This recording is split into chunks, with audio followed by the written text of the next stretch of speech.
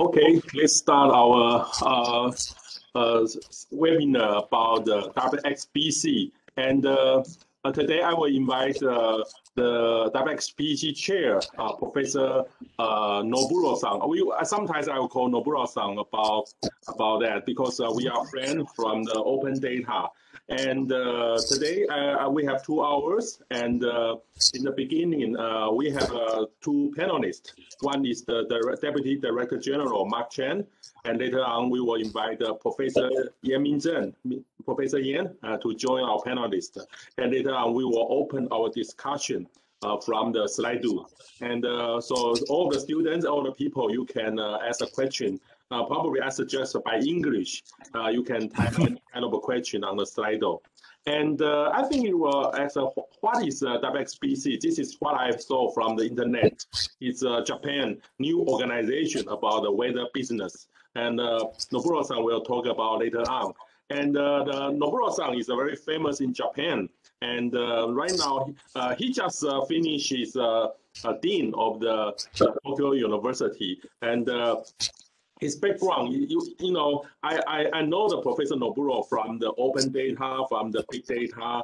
I remember it's from the VLAD. VLAD is an organization to promote all the data in Japan. And in Taiwan, and our Open Data Alliance have signed an MOU with the VLAD about 4 years ago. That's why I know the Professor Noburo-san.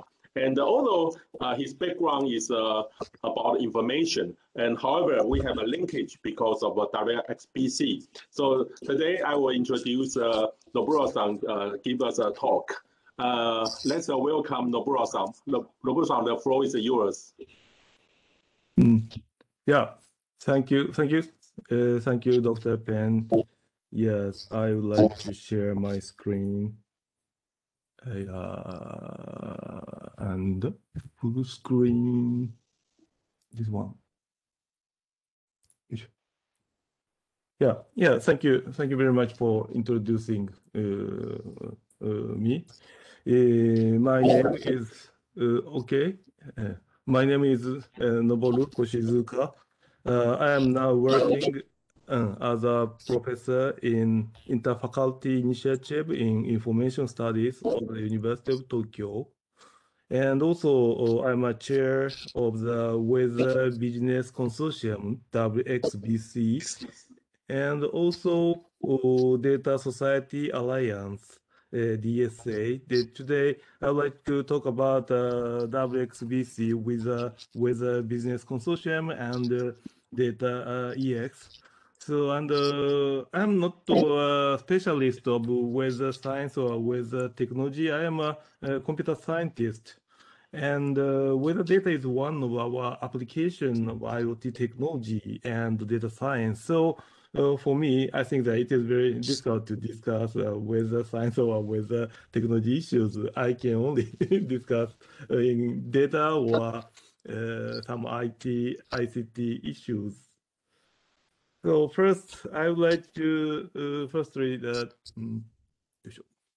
talk about weather data in Japan. Very large amount of weather data is available in Japan, and much data is provided by Japan Meteorological Agency. A large amount of data is opened from Japan Meteorological Agency data catalog.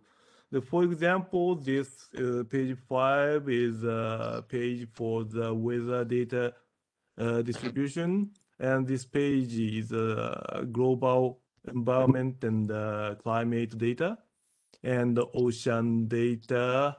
And Japan has many earthquakes, so the earthquake and the tsunami data, and also the volcano data, and other data. And the data handled by Japan Meteorological Agency is technologically standardized and easy to use big data. But our problem is data utilization has not progressed enough.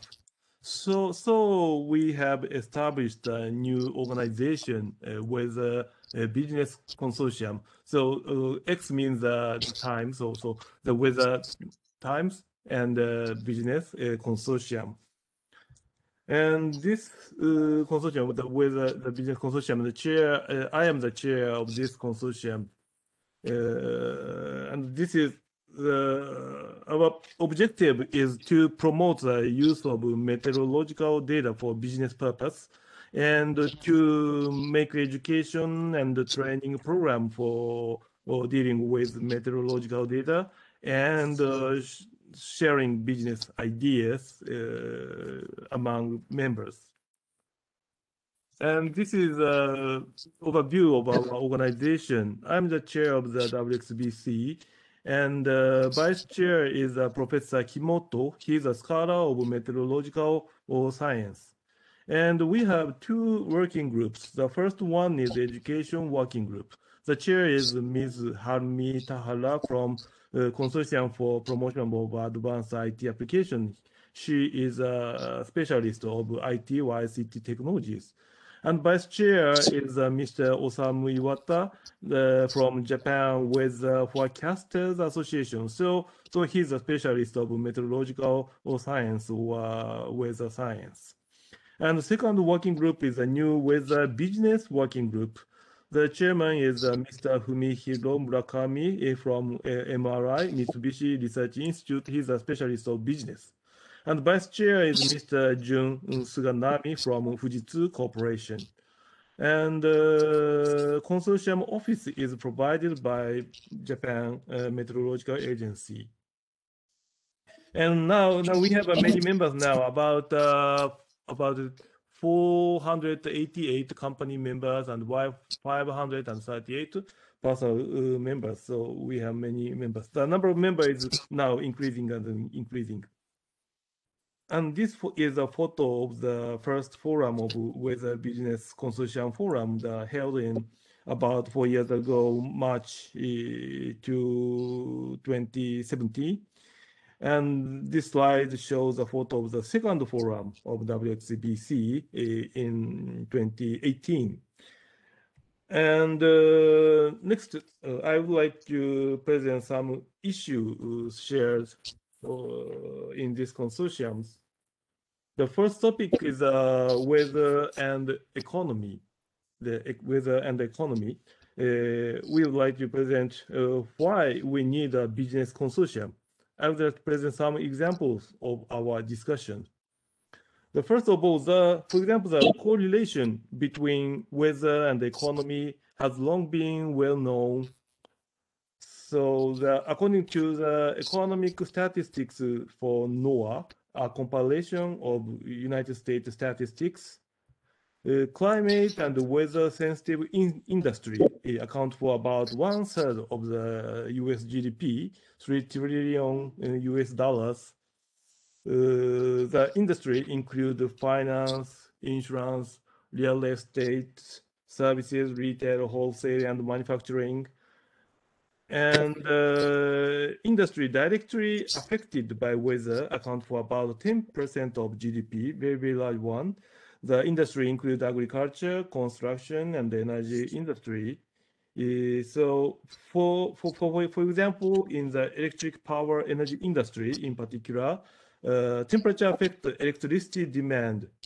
And the sunshine hours affects the supply of electricity from solar power generation. So weather forecasting is important for adjusting supply and demand.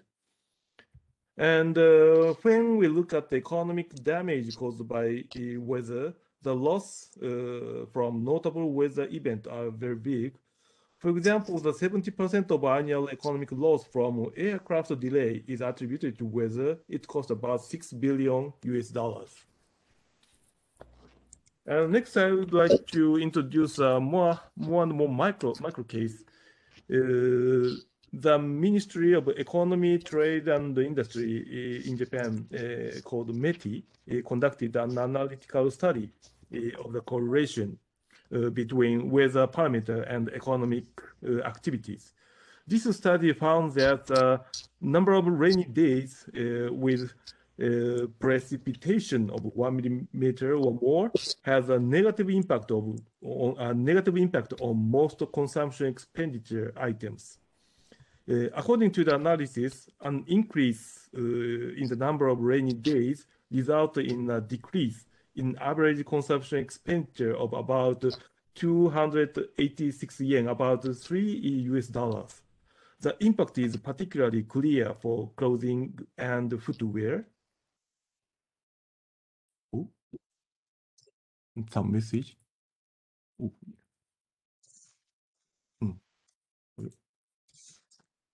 It's okay. I can, yeah, I cannot change. Oh, okay, yeah. So this is strange. So this effect varies with the season. The downward trend in consumption expenditure due to rainfall is more prominent from April to June. And many lessons were obtained from this study. For example, first one is one extra rainy day of precipitation of 1 millimeter or more reduces per capita consumption expenditure by about 300 yen. And two, an average of 0.6% of monthly consumption expenditure is affected by weather. And three, between April and June, the longer the sunshine hours, the greater the increase in consumption expenditure. But on the contrary, between October and December, the longer the sunshine hours, the greater the decrease in consumption expenditure. And the next one is the impact of rainy day with precipitation of 1 millimeter or more. The impact of precipitation on clothing and footwear is clear in the 10 major cost categories. So when the impact of rainy day with precipitation of 1 millimeter or more is divided into holidays and weekdays, the difference between holidays and weekdays in overall consumption expenditure is not clear. But on weekends, the impact of rain on clothing and footwear and transportation and communication is very, very clear. But weekdays, this impact of rain is not so clear. So in addition, I would like to introduce an interesting case study focusing on temperature and economic development. The Japan External Trade Organization, JETRO, has a hypothesis that Europe has cold climate, and cold climate is very good for economic development. On the other hand, Asia, like Japan and also Taiwan, has warm and humid climate, and this is not good for economic development. A very, very interesting hypothesis. According to this hypothesis, an increase in temperature by 1 degree Celsius will reduce the economic growth rate by about from 0.36% to 5%. This is due to the high time cost in warm regions and the low time cost in cold region. This time cost means that goods are extinguished over time. For example, in a warm and hot area, for example, food will degrade soon, but in cold area, food quality will be preserved for a long time. Another example, for example, automobile structure assets such as houses and buildings. The lifetime is shorter in warm and hot area, but the lifetime is longer in cold area. So this is another word, in cold area, depreciation cost is small, and in warm and humid area, depreciation cost is large. So for Japan and for Taiwan, this depreciation cost is very, very large. So it's very, very a hard situation. This hypothesis says that this have a big impact to the total economy. For example, wealth inequality widen over time due to difference in basics between warm regions and cold regions where time costs are higher. So it is estimated that one of the reasons why Japan's working hours are 1720 hours per year. This is very longer than those of the Germany and France.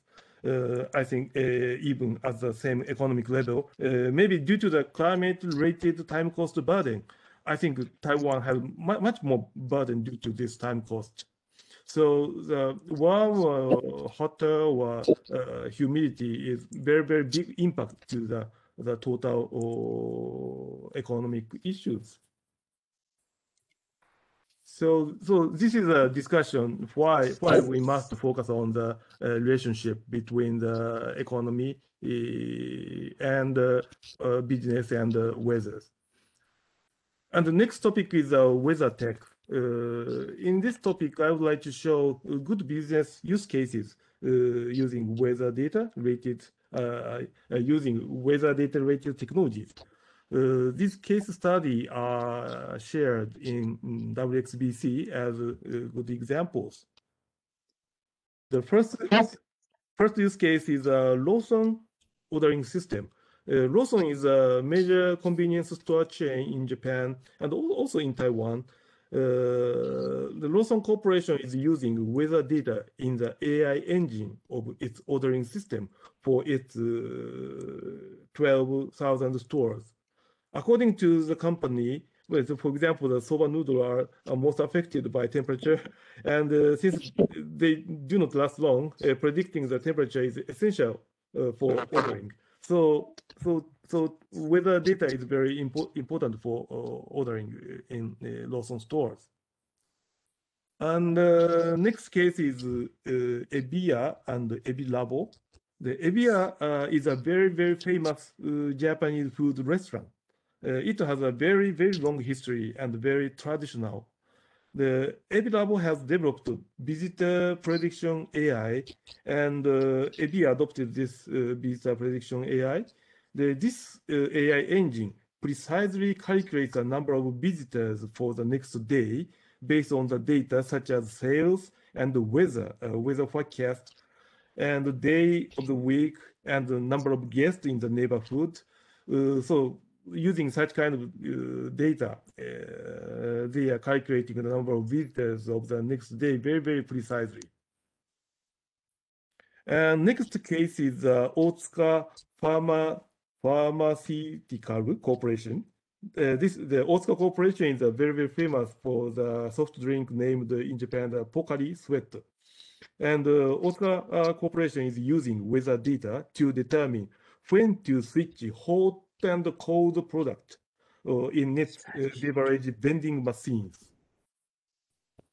The borderline temperature for hot cold demand is from 22 to 23 degrees. The company uses weather data to predict when the temperature will drop so that it can switch to hot beverage earlier to avoid missing sales opportunities. And next use case is AI taxi by NTT Docomo. NTT Docomo is developing a service called AI taxi that provides real-time prediction demand for cab ride. This service is made possible by utilizing weather data such as guerrilla rainfall forecast, in addition to GPS data from Docomo cell phone and cab driving data. So they are using the human flow data, cab operation data, and open weather data. They are predicting the number of cab rides in some city area, and this information is provided to the cab drivers. And next case is data-driven agriculture in Kochi Prefecture. Kochi Prefecture is the most agriculturally active region in Japan. And it seems for me that the agricultural sector have a strong demand for the use of meteorological data. But surprisingly, the use of meteorological data in agriculture has not progressed in Japan. So there is a fourfold difference in the amount of plants or tomato harvested per unit area between Japan and Netherlands. I think Netherlands is the best country for using the weather data or another data for the agriculture. And of course, so prefecture, Kochi Prefecture in Japan, Shimant village, it has introduced Dutch-style data-driven agriculture system. It's Japan's largest tomato greenhouse of 4.3 hectares.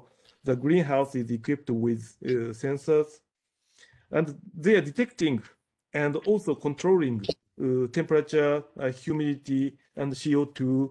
And its photosynthesis is essential for the growth of plants. And CO2 and water are required for this process. So water needs to be provided one day before photosynthesis, and the boiler needs to be operated appropriately to generate CO2 so that there is no CO2 shortage when photosynthesis is progressing during sunshine. So therefore, prediction of microscopic sunshine duration, this kind of prediction is very, very important for the agriculture. So our system is adopting data analysis engine using machine learning technology. It uses several data such as image data, sensor data, plant quality data, shipment data, and also weather data. The data analysis engine can generate visualization and analyze the results and some proposals and detected warnings. It is useful for increased yield, improved quality, shipment forecast, abnormality detection, and prediction. And the next topic is meteorological data and disaster prevention. In this talk, I would like to focus on very, very special issue, disaster prevention problem. The disaster problem, how to deal with the disaster problem. The most important problem in the disaster management is that the data is not coordinated, and disaster management is divided very, very vertically. So in disaster management, there are different systems for dealing with, for example, the system for flood disasters, and system for earthquake disasters, and system for nuclear disaster, all divided vertically. In addition, the national government and the local government are divided. And also within the national government, there is a different ministries and agencies with different command systems. So very, very vertically divided system is very not so good in the disaster management. So now we are developing a total data federation system for the disaster management. This is a very, very key issue. So the key to the disaster reduction is how to integrate these vertically divided systems. As for disaster reduction effort for data integration, I would like to introduce Yokosuka City's open data platform for disaster reduction. This platform integrates a variety of data such as 3D map data, road data, and barrier-free map data to provide useful services, not only in time of disaster, but also in a normal time. For example, this page shows an example of 3D simulation of flooding in Yokosuka area. And also this page is also showing such kind of simulation. And this slide shows an example of route guidance for evacuation in the flood and tsunami cases. And in addition, this is the next example. This is an example of the Great East Japan earthquake.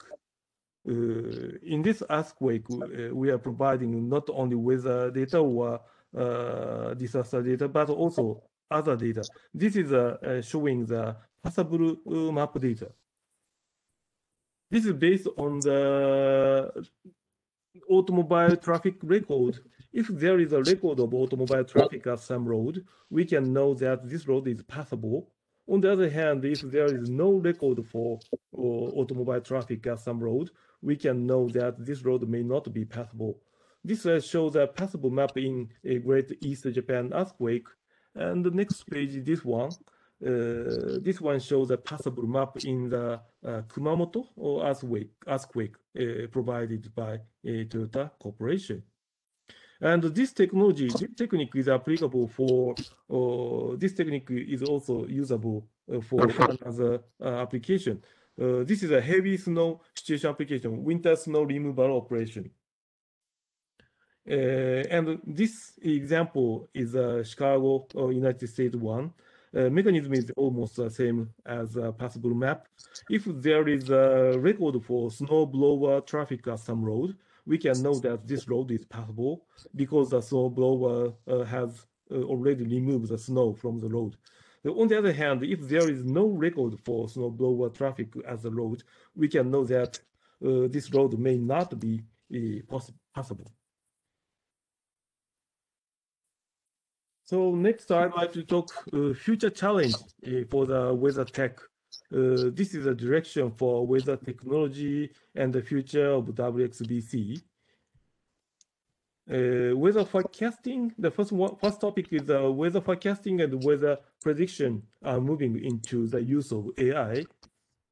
And conventional weather forecasting has been based on simulation technology. But this is a reductionism approach. In other words, weather events are broken down into small pieces. Then the scientific mechanism of the physical phenomena are analyzed and the pieces are combined to create simulation. This method, however, has not been successful enough in making especially long-term forecasts of complex weather events. But on the other hand, machine learning or deep learning of AI technology are expected to advance long-term prediction without a reduction into small elements. Sometimes this approach is called as a holism approach. This approach uses no highly special knowledge of the weather mechanism. It uses only statistic learning technique with input data and output data. And the next topic is weather data 2.0 or new IoT open data approach in weather data. In Japan and maybe in Taiwan, there are many regulations regarding the handling of weather data. For example, there are requirements for forecasting services. When we provide weather forecasting services, we must have at least 3 meteorological forecasters and obtaining permission from the Japan Meteorological Agency. And also, when we release observed weather data in Japan, we must use standard sensor systems regulated by Japan Meteorological Agency. And also, of course, permission from the agency is necessary. And these regulations were established because proliferation of incorrect weather data would have a significant negative impact on society. But however, with the advance of the IoT technology and the ability of anyone to measure and distribute weather data at low cost, we believe that these regulations are problematic to promote the utilization of data. So, for example, this is a tweeting sensor product. This is a product of my corporation, but this can measure the weather data with Twitter messages, but this might not satisfy the regulation in Japan. So I think this product is illegal in Japan, not satisfy the regulation by Japan meteorological agencies. And also, this is also the commercial IoT weather sensors, and so this one are satisfying the regulation. I don't know, maybe illegal, maybe not not keeping the regulation. So looking at this example, I feel that we must promote the utilization of open meteorological data by considering which is more effective using these sensors or keeping the regulation. The essential point is conventional small data with high level of reliability versus big data with a certain level of reliability or low reliability. The most important discussion for the next step is how to mix these different quality data as well. The high quality, trusted high quality data from certified method that comply with regulation, or very easy to use regular data that can be easily measured by anyone. So this kind of mixture, how to mix these two type of data is very, very important in the future meteorological data distribution. And this is the last topic. Next, I'd like to talk about a little bit different things. This is not a weather issue, but the data distribution issue in Japan. I would like to talk about Data EX. This is a national data platform for cross-industry data sharing platform. Weather data is also a very important part of Data EX, and Data EX will connect or federate weather data and other data in our society.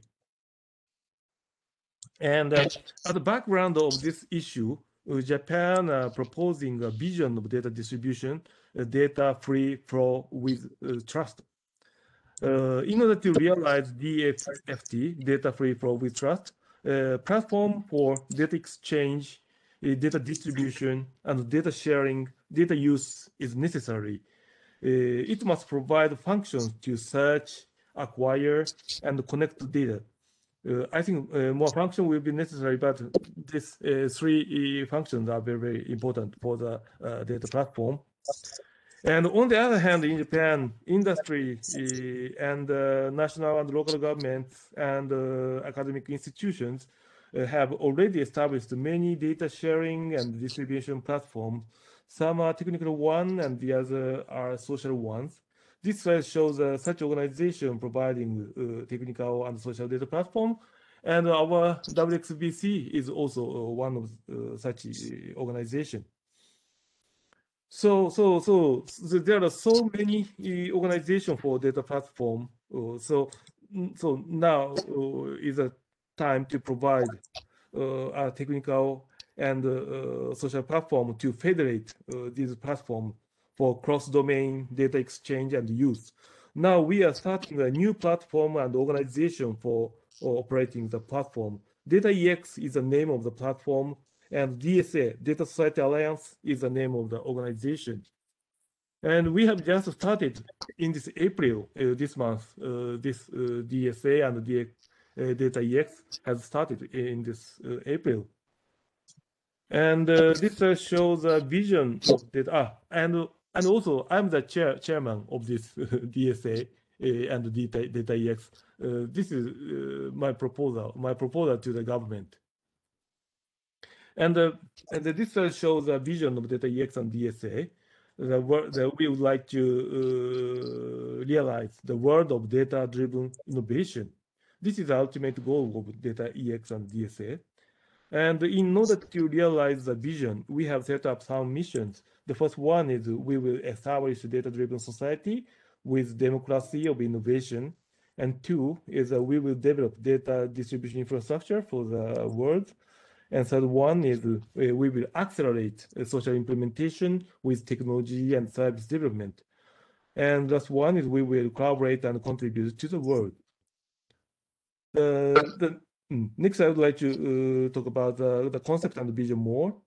The first one, democratizing innovation through the use of data. For me, this is the most important vision. Everyone have a chance to innovate by using data-driven scientific method. And next one is a sustainable society through the use of data is also important mission. And of course, DFFT is a very important mission. and establishing a data business. Data business is one of the most important necessary condition of data society. I think data trading market is very, very important. And next is the further promotion of open data. In Japan, the open data become very, very popular now, but we must go one more step forward. And for personal data, safe and secure personal data management is very, very important. Personal data store and information bank are very important data platform in Japan. And to realize these goals, we are taking some important technology approaches. The first one is data platform federation architecture with API integration. In order to, when we establish a data platform, we do not collect data in one place, but we connect the data platform all over Japan, produced by each domain. This means we will take the distributed federation architecture for data EX. This is very, very similar to the Gaia X approach in Europe. And the second one is utilization-oriented data platform. A data platform from the standpoint of data users is very, very important. And third one is governance-neutral or generic data platform architecture. Now, in Japan, many discussions of data governance are progressing. So in the near future, data governance policy will change or new data governance policy will be established. So for the data governance, future compatibility is important. So flexible technology architecture is important. So data EX can meet the various data governance requirements in the future. And global and international cooperation is essential and essentially important. Data will flow beyond the national boundary, domains, and so on. So global and international cooperation is essential and essentially important. And this slide shows a tentative picture of our data EX system architecture. But this will change dynamically from now. And next, I'd like to mention one more issue, national data strategy of Japan. Yeah, before 2019, Japan government has national ICT policy only, but no national data policy. So in 2020, Prime Minister Shinzo Abe has resigned, and Prime Minister Yoshihide Suga took office. Prime Minister Suga declared the establishment of the new digital agency as and new ICT policy.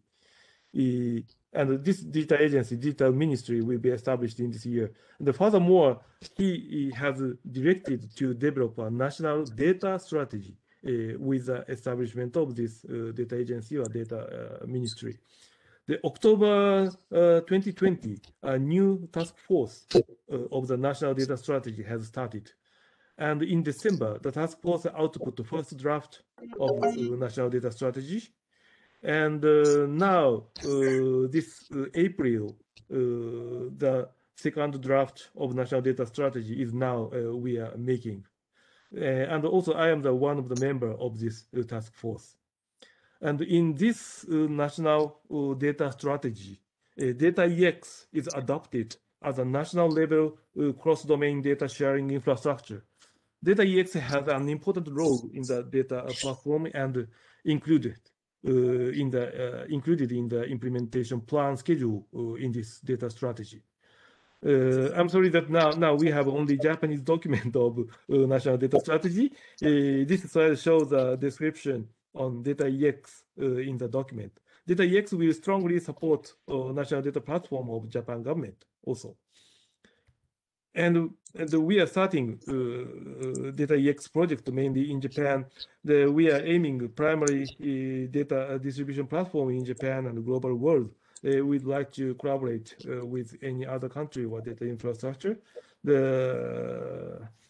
And if you are interested in this data EX activity also, please contact us. So thank you very much. This presentation I'm now presented about the WXBC and also more general one, the data EX. Thank you very much. Thank you. Thank you, Noburo-san. And okay, right now we welcome the Deputy Director General Mark Chen. Probably you can give us some comment, or you want to show something. The floor is yours. Okay, thank you, Noburo-san. Your presentation is very rich content. And I think it's very good. I learned a lot from your presentation. Thank you. And I do have a few questions to you, if you don't mind, about the especially on the data strategy. Yeah. And you have mentioned that you are proposing the data EX for to the government, and actually the Japan government accept this proposal and try to incorporate this concept to all the data set. It seems to me that not only the weather data but also all the data. Is that right? Right. Okay. Right. Yeah. So I would like to ask how or what is the JMA's strategy? How they think they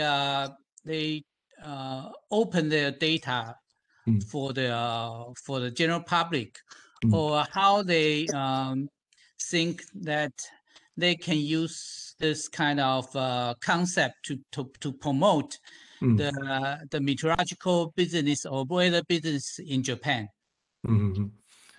Yeah, but first of all, I would like to talk about the data EX. The data EX we have now we don't have data EX, so now we are establishing, and we have the 3 steps in the data EX. The first step is dealing with incorporate with open data. Open data is very, very easy to federate or incorporate. So the first step is now we are developing the federated open data catalog in the data EX. Because, for example, in Japan, the very, very important data catalog, the government data catalog, data GoJP, but we have many, many data catalog, for example, in the local government. Because in Japan, the more than 1,000 about 2,000 local government. So we have 2,000 open data catalog in Japan in local government only. So we do not know which data is which catalog. So we would like to federate all data catalog, open data catalog. This is the first step. But I think the weather data is also, most of weather data is open data. So I think in the first step, we would like to include the weather data open catalog. And the second step is we would like to deal with the commercial data. The commercial data is not open, no, free. Some data are pay data or charged data. The distribution is so limited. So in this case, the governance of the data or access control or contract is very important. So now we are in Japan, in government, the much discussion is done about the governance and the contract policy, data contract policy in Japan. After that, if Japan government decide such kind of governance policy, we would like to implement this policy into our data EX. This is the second step. And so after that, we can incorporate the commercial data. And the final one is very, very difficult one is how to integrate personal data. Personal data, we have a very, very important privacy problem. So this is, I think, the last one. I think this three strategy is very, three-step strategy is very important. This will be done about in 10 years. And weather data is very, very open one. So, and some are commercial one. So we can integrate in the first step and the second step. Okay, and also you have mentioned that to integrate or to use for the data sharing across different industries. And you have mentioned that there's mixed data of different qualities. So do you have a strategy for that, or Japan will be define or establish some kind of standards for their data quality assurance? For example, for different kind of application, they may not need to use very accurate data, but to a certain level of accuracy, those applications will be okay to use that.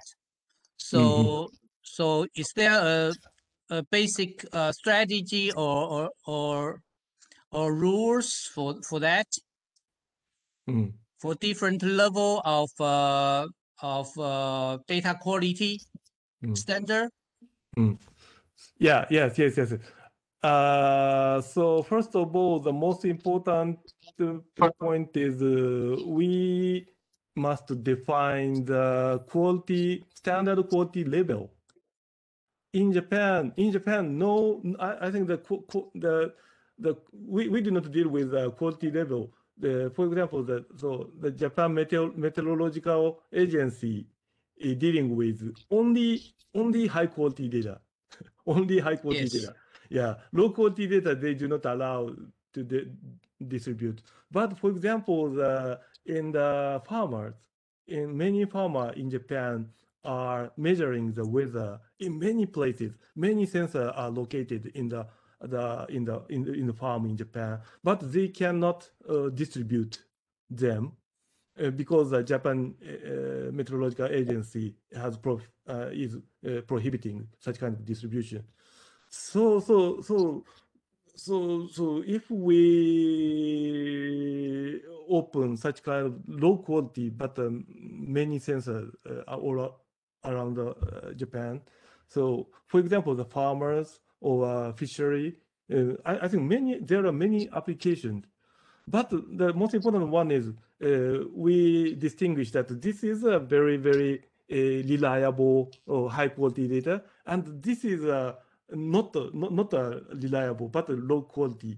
But we are users, and the users are now the current user, today's user can manage such kind of quality because, for example, we are knowing that the data from the government is very, very accurate, but the data in the SNS, for example, Twitter or Facebook, is not so accurate. But we are using the SNS data so frequently. So I think now today's user can manage such kind of quality level. So we would like to,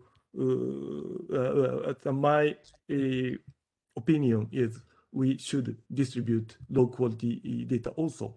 But most important one is we distinguish. This is high quality. This is low quality. Such kind of distinction is very, very important. But the framework, such kind of distinction is not exists in Japan. So in the government data strategy, government data strategy, the data quality is an important hot topic now.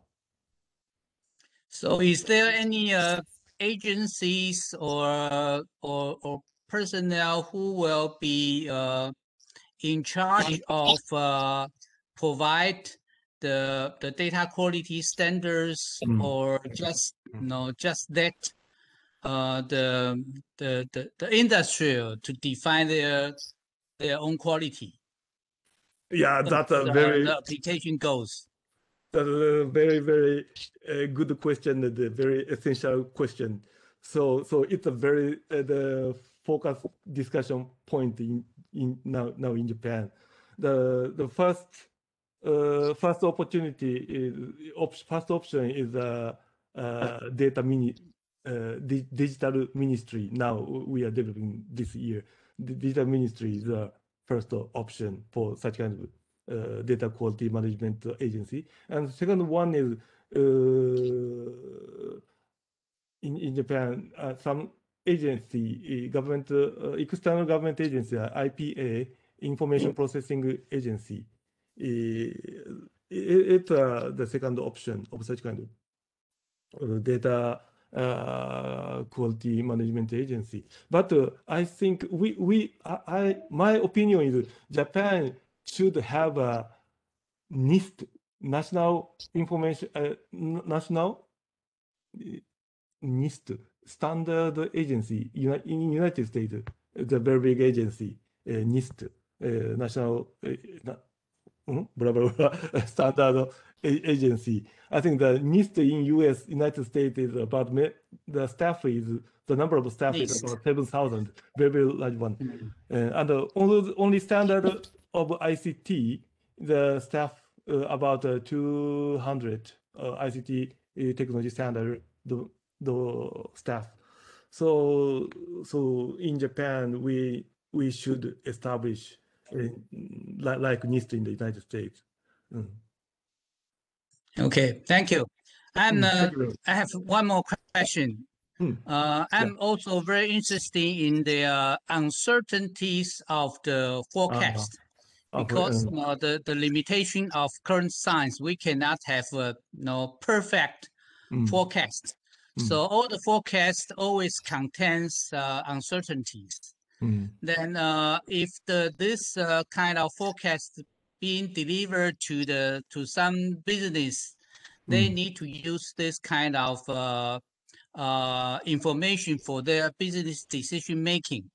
So for the business, in some way, they need to make decision or make good decision from the data which contains uncertainties. So is there still I'm asking about the weather business. Is there a way or general rules that GMA provide, or the industry itself have some kind of general concept that how they can make use this kind of data for decision making with uncertainties? Yeah, weather forecast, it must be the uncertainty, but the weather forecast technology has progressing now, and I think uncertainty becoming smaller and smaller and smaller. This is very, very big impact to the economy. For example, the big impact to industry. For example, the insurance. How to manage risk is insurance the goal, and I think insurance function is replacing to the simulation or AI technology recently. So I think the weather forecasting technology progress is very important for the economy or industry, I think. Yes. Okay. Thank you. And I also have one question about the function of WXBC. Because WXBC is built up for try to promote the weather business in Japan. And for the I think for the I have seen one slide of your previous presentation from several years ago that shows that the business size of Japan is about 30 million Japanese yen since 1996. So for about 25 years that this kind of revenue stays steady. So Japan would like to promote or increase the business opportunity or size for the weather business. And I'm just wondering that for now, actually the weather news, GMA and the headaches, actually they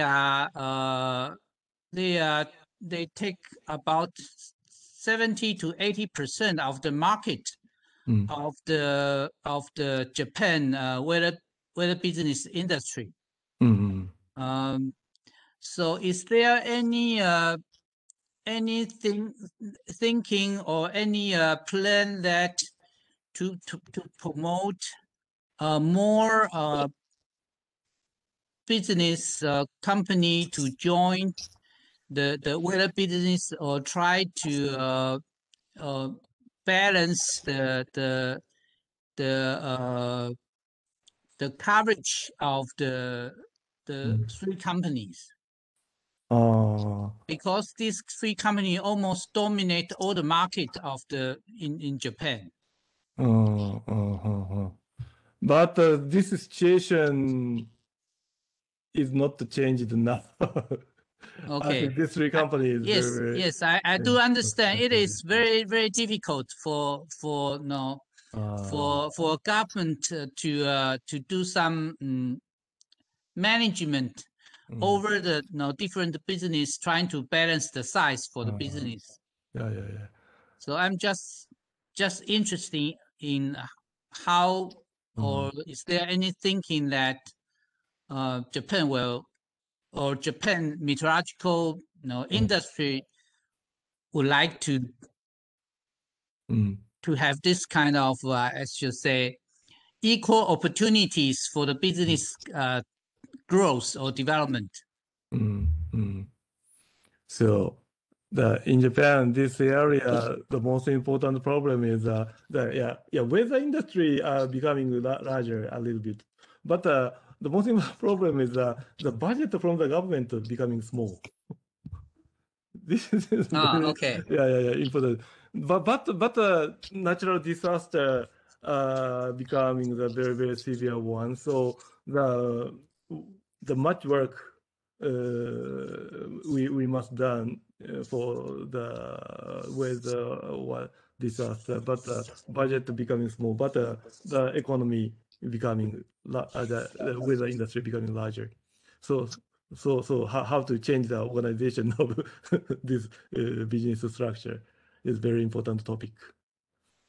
Okay. Well, my last question is about the climate change adaptation. Actually, I think that the meteorological service or weather service or so-called climate services is very important for the different business sectors to deal with the climate change impact, to reduce their risks or to reduce the losses.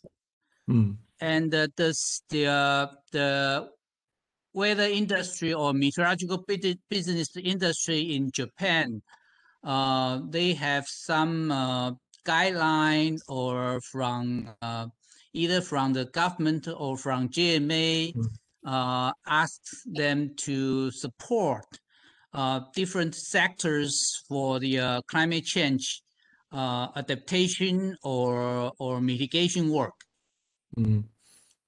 Yeah. Now, for example, the Prime Minister Suga Prime Minister have now the two major strategy. The first one is data and digital agency, and second one is green strategy. Is the one of the very important strategy, and he has declared such a green strategy last year, and now the Japan government now discussing about new green policy. So I think the digital policy is a little bit earlier, and the next one is green policy now. So now we are discussing about the green policy. But in case of Japan, the major policy for the green strategy is nuclear power station is the main policy. But the 10 years ago, we have a very, very unhappy accident. So now all in Japan, almost nuclear power station are stopping now. So all oil or coke's power generation. So not so green situation. So the how to deal with this green policy is very important, but very difficult in Japan because of the previous policy all denied by the people in Japan. So without the nuclear power station, how to realize the green or low CO2 is it's very difficult. I don't have any good opinion. Thank you. Thank you for your answers. Because all the question I ask is the currently problem or issues that Taiwan, Central Taiwan are facing. So basically, we are trying to follow. We have done some survey on the meteorological business development in the, say, United States and Europe, Japan, Korea, and we feel that actually Japan's business model or the strategy for develop the meteorological industry is very mature. So we are sort of trying to follow your step and to establish our strategy or measures to develop Taiwan's meteorological or weather industry. But there's one very important thing that for Taiwan, we feel that currently Taiwan's weather business is still in the very early stage. Although Dr. Pong already done a lot. Actually, he is the number one weather company in Taiwan. So he already done a lot. But we still feel that for the weather business in Taiwan, still a lot of promotion. And of course, the legal burden or some regulations need to be relaxed. And also promotion plan and the strategies need to be established in order for Taiwan's weather business to actually have a momentum or lesser blocks to stop. So we are trying to establish we call it Taiwan Climate Service partnership, and trying to establish a relationship between suppliers and the demands of who will be using or providing weather service or using weather data. And it is somewhat similar to the WXBC. So we are trying to learn the past and the experience that WXBC went through. And hopefully we can achieve the success of WXBC. Yeah. So in Taiwan, we also suffers from the climate change impact.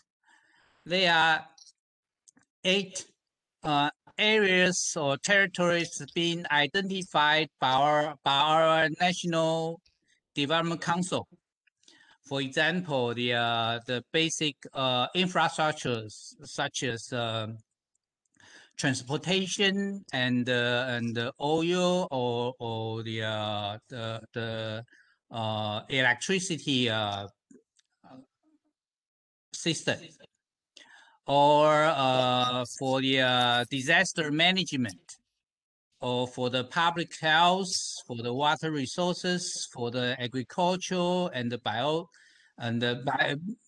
biodiversities, and also for the energy. There are a lot of different areas that we need to support either government or the social or the industries or business to adapt for the impact of the climate change. So we are trying to through the promotion of Taiwan's meteorological business or industry, trying to have public and the private partnership to actually promote the application and the usage of weather and the climate information, and to support all the sectors adapt for the climate change. So that's basic our thinking. So that's our currently major topics that I need to be addressed, because I was asked to deal with this these issues. So thank you for your presentation. I did learn a lot from your presentation. Yeah, thank you very much. Thank you very much. Yeah, thank you, Deputy Director General Mark Chen. And later on, I will pass the floor to Professor Yan. And before Professor Yan, I will ask Noburo-san. I know that in Japan, they have a JMBSC to sell and to manage all the weather data. I'm wondering, what about a connection with the WXBC and JMBSC? Yes. Yeah, we would like to have a close connection with Taiwan with the organization. I think so. I think so. I think it's a very good idea to have some connection with the Taiwan organization and our WXBC for the international collaboration. Yeah. I mean the JMBSC under the JMA. They have a JMBSC. Yeah. They sell the data. They sell all the data and also open the data, and also in charge of the certification of the weather forecaster. Yeah. So what's the connection with the WXBC with the JMBSC? Yeah, such an organization, JMBS, is a member, our member of WXBC. And for example, the weather business, we have 2 kinds of weather business. The first one is like the weather news, or like JM, and making weather data or distributing weather data. So this is the data provider. This is one business. And this business is monopolized by 3 companies. But the second one is data using business. I think the WXBC is focusing on this, the data using business. So more than 500, the 500 company and the 500 personal members, they are very interested in using weather data. So the main member is with data user. I think, but also weather news or other weather company is also using user of such kind of data. So they are also a member. But we are focusing on the commercialization of the weather data users. Yeah. Okay, I follow the Mark Chan's question, because just I know the Japan weather market dominated by major two weather companies. Dominated more than 90%, just I know. And, they are 90%. They are not happy. You have Japan have a WXBC. Sometimes most of the people, they think they don't need the WXBC. Or any kind of a client can contact with them directly. No need a WXBC. So they are not happy to join. But it's on the table. I'm wondering what's your opinion about that? So very quick question. So what's the question? Yeah. Yeah, they are not so happy to join WXBC. No. But we are connecting the because the data provider and also data user, how to connect is our mission. Okay. So we are salesman of the such companies. So for example, our new project is weather data scientist. The developing the education program for the weather data scientists. For this is promoting the increasing the number of weather data users. I think this is very good for such kind of the weather news or such kind of business, because we are generating the many weather data users. So it's the customer of their company. So I think the WXBC and weather news or such company are very good relationship. Okay. I give the floor to Professor Yan, please. Thank you very much for your presentation. It looks very good, and in fact, what you've been done is far ahead what we have been doing here. So it's very interesting. I have a couple of questions. The first one: do you have any kind of a designated funding source or budget for you to operate a WXBC? You have two fundamental and active working group you have to support. So do you have any kind of stable funding? Yeah, funding is a very important but difficult problem. And in our case, WXBC, our funding is from the government, the Japan Meteorological Agency, all budget from. And so the member fee for each company is free now. So our budget to come from only government. Oh, is it easy to operate or not? Because since your two working group looks very active and doing some fundamental issues, so that's why I kind of curious. Is it easy to operate? Yeah. But our working group almost the industry members volunteers, so they are working with no fee. So if we have a small budget, we can work very actively, because the industry member have much very hard volunteers. Yeah. I see. Yeah, in fact, the private sector looks like they are willing to learn something more because they try to expand their business. So in fact, as my understanding, WXBC is somewhat like a platform to join the business sector. Okay, and the second question, just follow up the previous one. Deputy Director Chen mentioned that about the data EX. Data EX, yeah. Yeah, you mentioned that the data is cross-industrial. And kind of wondering, those industrial sector would like to provide those secret data for the public? Since you mentioned it's open data, then in fact the business data in some way is a secret type of form. So how could you obtain those data from those private sector? Yeah. Private sector have, I think, the three kinds of data.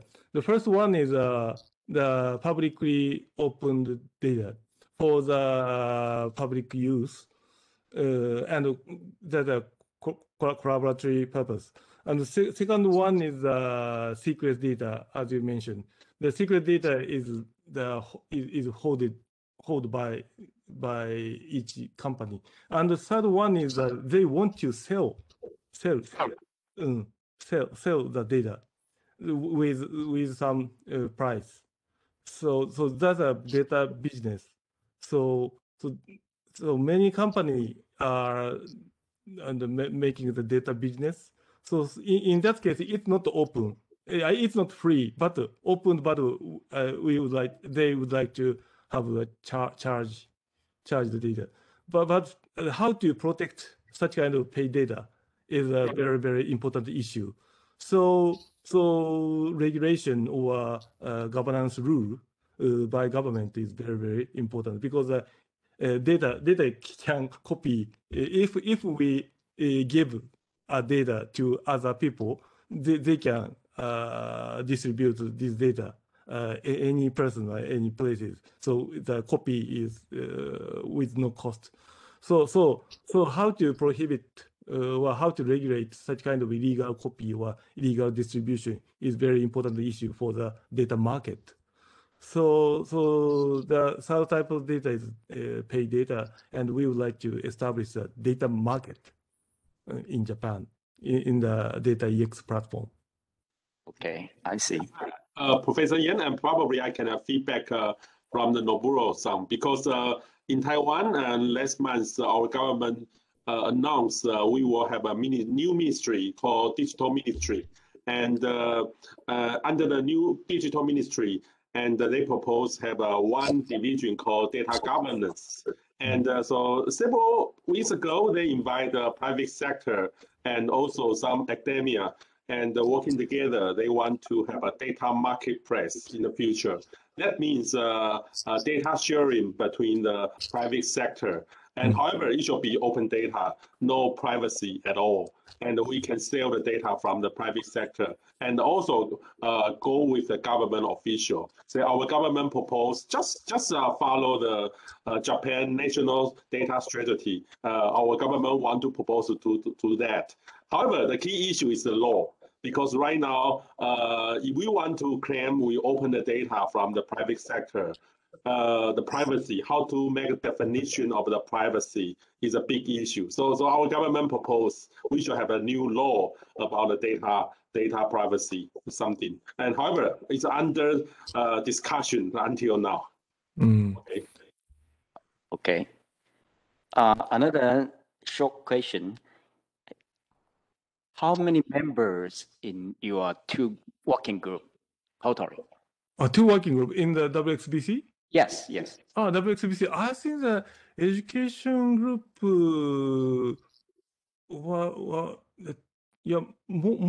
most members are entering which two working groups. So I think more than each working group has 300 or 400 members for each working group. So how to open or how to manage the working group is very, very important.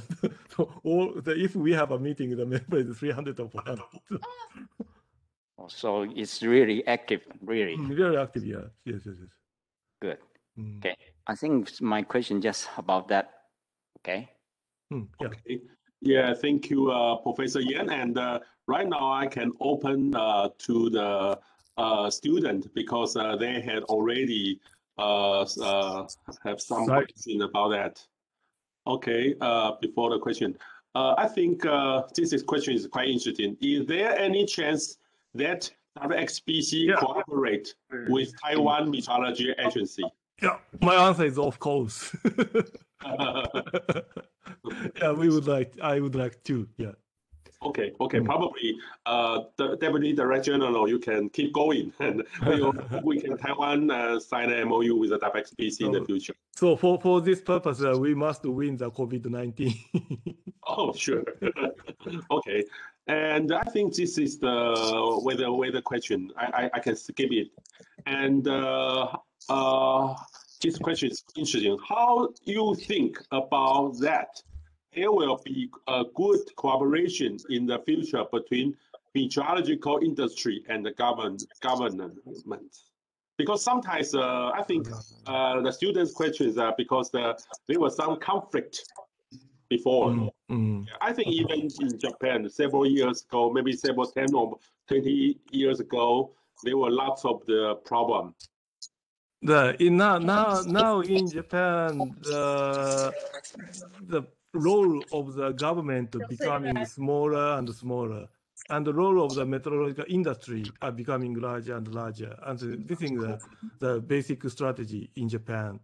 Now in the government meeting, such a kind of policy is defined last year. So the much close collaboration with the industry, meteorological industry, and government. And government, so because the funding or budget from the government becoming smaller, so the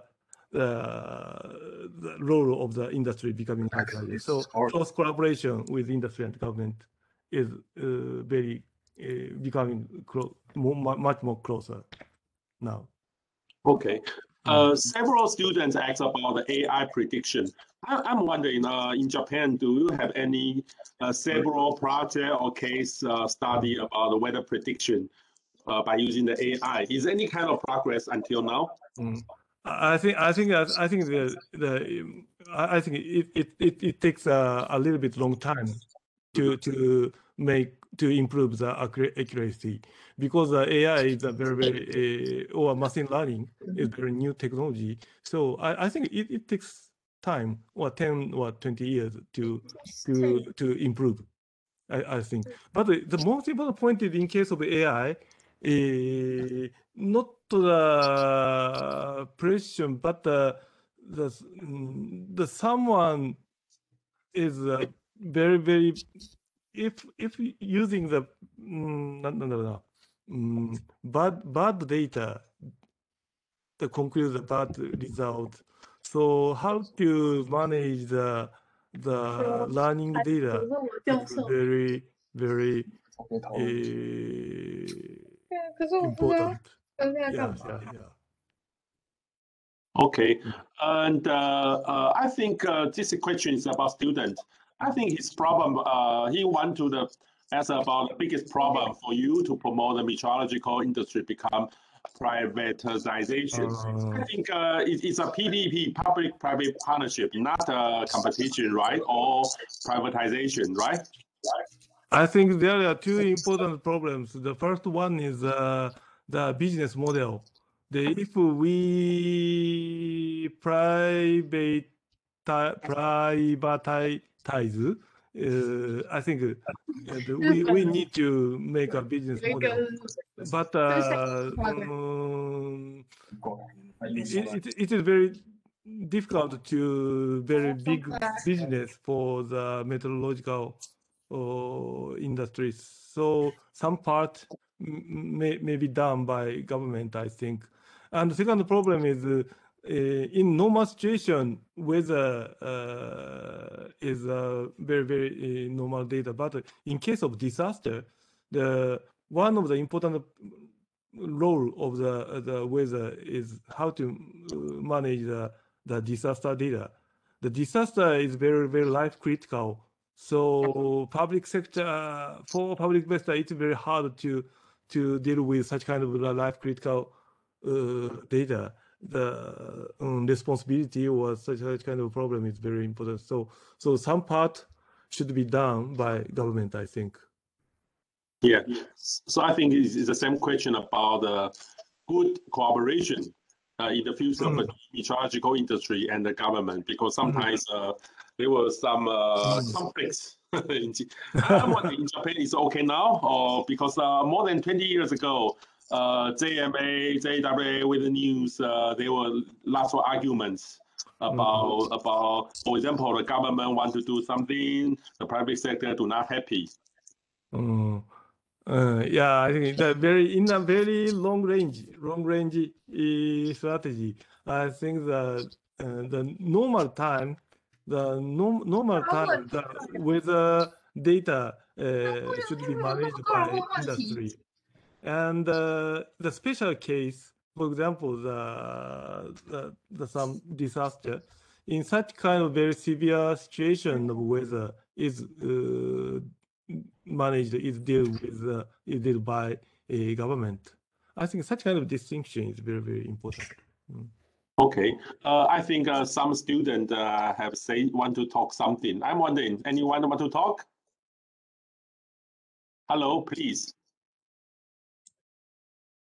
Hello. Many questions. Yeah. Anyone have a questions? Because I skipped lots of questions from the Slido. However, if you have any question, you can raise your hand or you can talk something directly.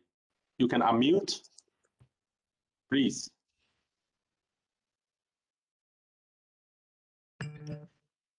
Okay, anyone want to talk?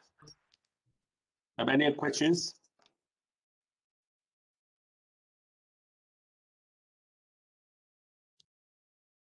Oh, nature of the student is almost the same in Japan. But Western countries, the students are very, very many questions. In case of Japan, in our university, university student makes no question in the lecture. I think it's Asia's culture. No questions. But under the table, they have lots of questions. But actually, in the Slido, they have more than 20 questions. So I skipped lots of questions for that. So I'm wondering, Mark Chen, Deputy Director General, do you have any extra questions or comment?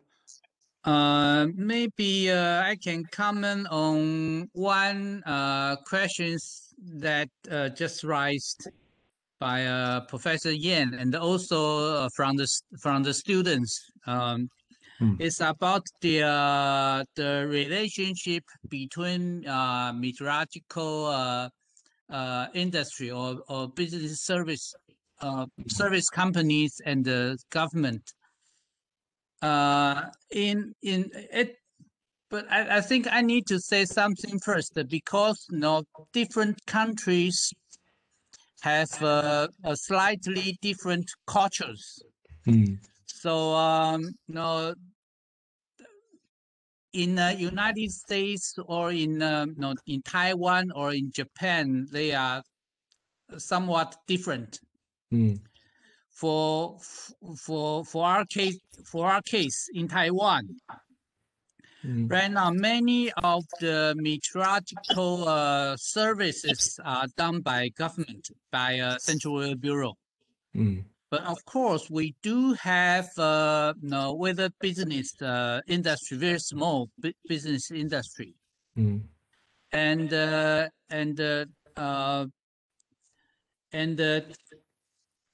Dr. Noburu-san, you have mentioned that some of the service need to be done by government if they involved with the disasters kind of effort. And we are thinking that for the past in Taiwan, many of the service provided by Central Weather Bureau that may be possible to to hand over to the to the private companies. And but still they need to have their cooperation concept.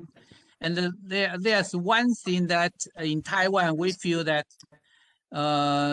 might be very difficult is that you have mentioned that the business model.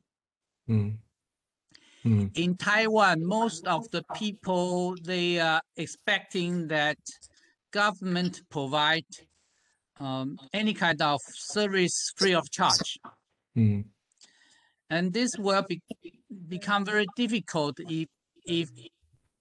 because if we want to promote the private company or meteorological industry, someone need to be paid for the services. But no, for the general public, they used to obtain the weather service or weather information from the government. For the private company, many of the private companies they also used to obtain the service from the government. So if we are talking about the paid services, it becomes very difficult because we have done some studies on the market studies for the different users or companies, and from the survey we sort of get a conclusion, preliminary conclusion that most of the people or company they don't want to pay for the services. They still like government to provide the free services. But I think this is not a good concept. If we want to promote the meteorological industry, then we need to change this kind of culture that some of the service information need to be paid by the by the business or by the people or the company who needs the information. So we are trying to identify what kind of basic information need to be provided by the government, and trying to identify some of the service or the future in the past provided by government. We would like to hand over to the private company. But still, this is ongoing, and for the government agencies, we do not like to obtain a lot of complaints from the general public. So it need to be taken care of very carefully for not to generate a lot of complaints from the businesses, different business sectors, or even from the government itself. Because in Taiwan, we think that our government actually requires most of the meteorological or weather service from Central Weather Bureau, and that's all free because we have a law for the government to help each other, and they are using the law to ask CWB, you need to help me for doing something, and we cannot charge them. And also our financial rules that any incomes that we receive from either from government or from the private sector, because we do sell some of the data, we need to hand over to our higher authority. Nothing, not a cent will stay in CWB. So the more service we do, then the harder, or the harder that we will be involved. So this is a problem that we are facing in Taiwan, and why we try to deal with in try to promote the concept that for weather information service, or for meteorological service, they do have price. Then you need to pay for that. And hopefully, after few months or 1 or 2 years, people's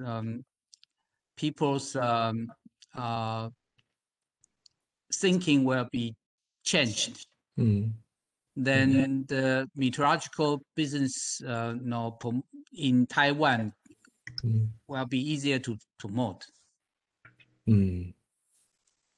That's my comment on the relationship. And I do agree with Dr. Peng that the government and the private sector, they should be partners. They need to work together to provide services. Some of the very basic infrastructure, for example, the observation network, or the basic data process, or the NWP, most of the NWP, they need to be provided by the government. But I think our private sector, they can make use of those data to provide service to the other business sectors. So that's my thinking. Yeah, thank you very much. I think the relationship between government and industry of weather is very important. How the partnership should be, and I think, but the financial problem is not so essential for me, because in data area, data field, in our data industry, there are many kinds of business model. So if we, for example, the Google or Facebook providing data for free of charge, but business are okay. So in case of the Facebook is a very special business model. They do not collect no money, but why such kind of business? But Google is advertising model. So the data is free, but with the advertisement. So this is a good model. And in Japan, meteorological agency are trying this advertising model now. The agency web page, government web page, but advertising is there, and making money by the advertising in the web page. And making money. Such money is using for the weather data. So I think that there are many good business model. So I think financial problem is not so essential. But most important problem is I think the national security. I think the weather information about weather is very closely related to the national security. The security, the first issue is disaster, and then the second issue is I think the defense. And Navy or Air Force is using the weather data, and I think such kind of the weather data used by national defense should be managed by government. I think it's a commercialization of such kind of weather data is a little bit dangerous. I think that so. But in the past years, the 100 years, I think the weather data, the main purpose is I think national security. So government are managing the whole weather data. But recently, the economic industry portion of the weather data is very increased. So the commercialization has occurred. But there are national security issues in the weather data. Such part should be managed by dealt by not a company but the government, I think. The last year I have visited the Navy in Japan and some shipment. The very rich weather information are used in the national defense. So such kind of data should be, I think, government. Okay. I have one comment about these issues. Several days ago in Taiwan, we have a train crash. Yeah, train railway crash. Train accident. Lots of people complain about because our railway or train was dominated by government. 100% is a government-owned train or railway system. And some people complain Taiwan and North Korea are the only two, the government-owned train system. So lots of countries, just like Japan or US or lots of European countries, their trains are commercialized and or privatized. And so that's the issues. The government will probably do not have any kind of competition or very conservative. And I'm wondering, WXBC do have any role because open data and sometimes the data owned by government right now is open. So lots of the private sector or young generation, they can use the data to do any kind of innovation things. And however, such kind of service can replace the government service. So I'm wondering, WXBC, when you found such kind of the conflict, the new innovation and the traditional JMA service, do you have any kind of a dialogue? The government do not need to do that. Probably the young generation can do the service directly. Do you have any kind of dialogue about this? Yeah, this kind of problem is the two dimension is very important. The first one is the balance. First one is balance. The government and the private sector balance is very important. And the second one is governance. Governance or regulation by government is also important. The private sector, the commercialization, sometimes the economically good, but for the public benefit, I think not the perfect.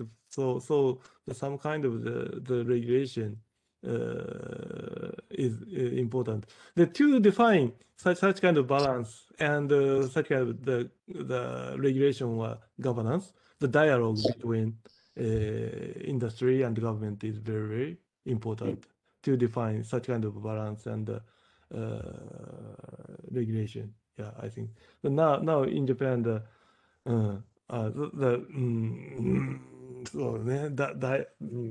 dialogue is not so active in Japan. For example, such kind of the very, very popular commercialization is, for example, the JR, such kind of railway is commercialized from the government to the private company, and also NTT, the telecommunication, the previously the part of the government but commercialized, and also recently the postal office, postal office. Yeah. And government and several years ago it's commercialized now. But commercialization have the good point and bad point. So the open data is the bad point of commercialization because data, the public data is owned by a private company. So private company do not open such kind of public data. So some kind of regulation or some kind of rule is necessary for such kind of public data. Yeah. Yeah, that's why lots of my Japanese friends they like Taiwan's open data because all the service is owned by government and they can get the data for free.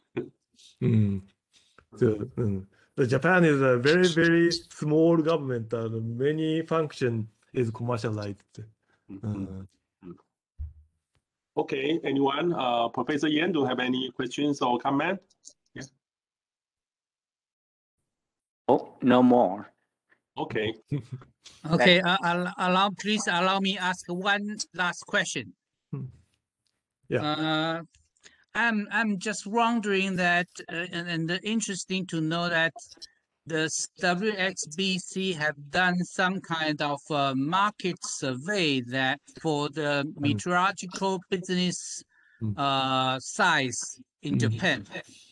For example, in the projection for the next 5 or 10 years, what will be the expected business size growth for the meteorological business in Japan? Is there any survey done for this kind of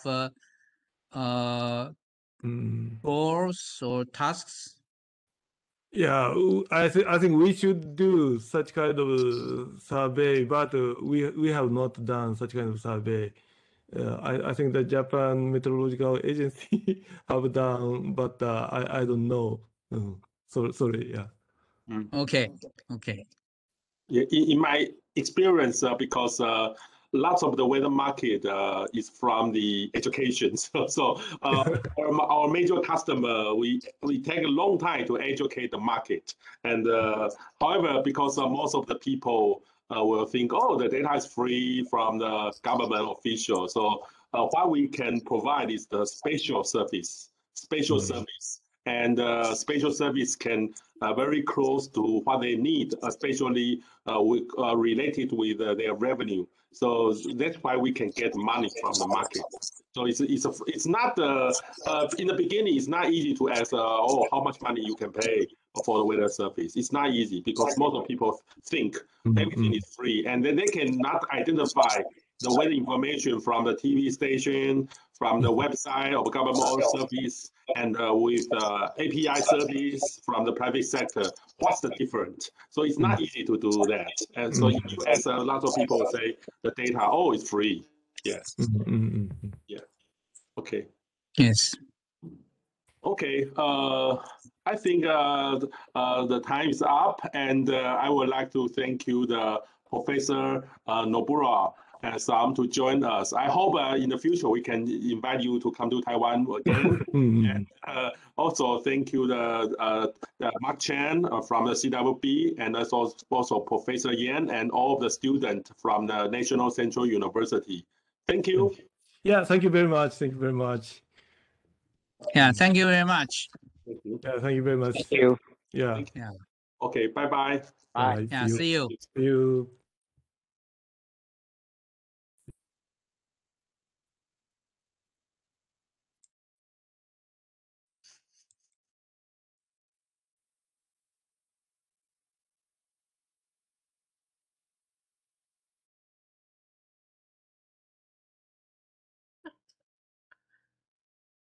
Wait,李富，嘿，后，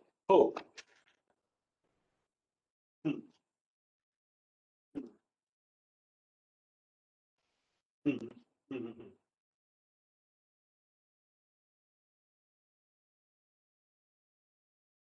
防灾产业协会啊，对啊，郝兆威，对，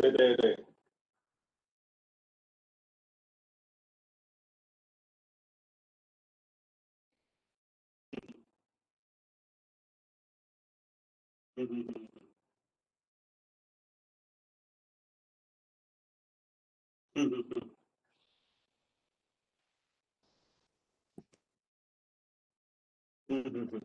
好，